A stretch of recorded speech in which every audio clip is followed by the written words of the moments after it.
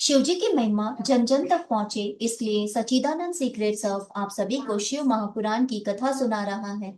अगर आप भी एक शिव भक्त हैं, तो इस कथा को किसी दूसरे शिव भक्त को शेयर कर शिव जी और माँ की कृपा के पात्र बने।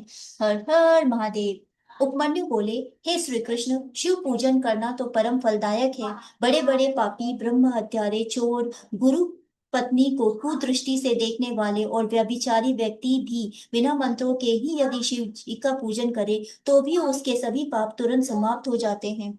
इसलिए पतित व्यक्तियों को तो शिव पूजन अवश्य करना चाहिए। शिव पूजन में बंधन में पड़े व्यक्ति के बंधन छूट जाते हैं। शिव पूजन करने से जीवन सफल हो जाता है। अतः शिव पूजन और शिव भक्ति प्रत्येक व्यक्ति के लिए आवश्यक है।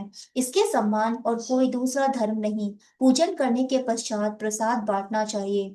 आवरण पूजा का विधान। उपमन्यु महर्षि बोले, हे श्री कृष्ण, सदा शिव के दर्पण में दाई ओर गणेश जी और बाई ओर स्वामी कार्तिकेय की मूर्ति स्थापित करके पूजा करनी चाहिए।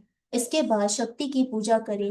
पश्चात अग्निकोण से आरंभ करके 8 प्रतिमाओं की पूजा करनी चाहिए। उसके बाद नंदी की दक्षिण में और महाकाल की उत्तर में पूजा करें। चौथे आवरण में ब्रह्मा जी की पूजा करें। उसके बाद पश्चिम में आवरण में के साथ रुद्र की पूजा करें। तृतीय आवरण में आठों ग्रह की पूजा करें। उसके बाद श्री शिव पार्वती को भोग लगाने के लिए अनेक मिठाइयां बनाएं।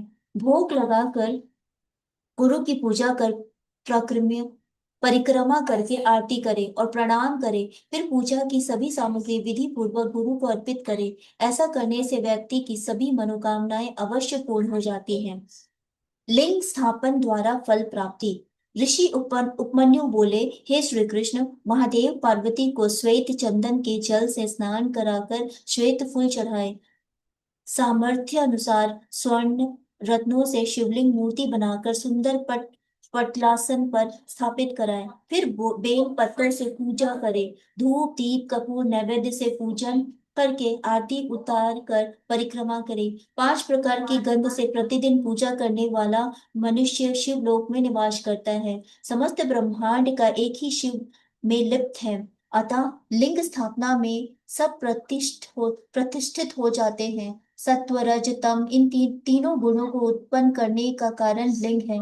यह अनादि है, अंत है। समस्त संसार इसी से उत्पन्न होता है। एक बार प्रलय होने पर भगवान विष्णु शैया शैया पर सो गए, तो उनकी नाभि से ब्रह्मा जी उत्पन्न हुए। उन्हें देखकर विष्णु जी पूछने लगे, तू कौन है?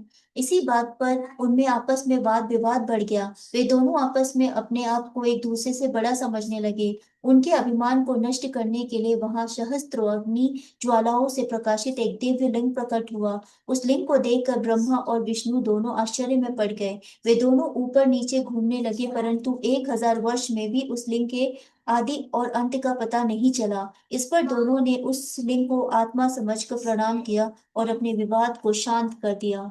हर हर महादेव।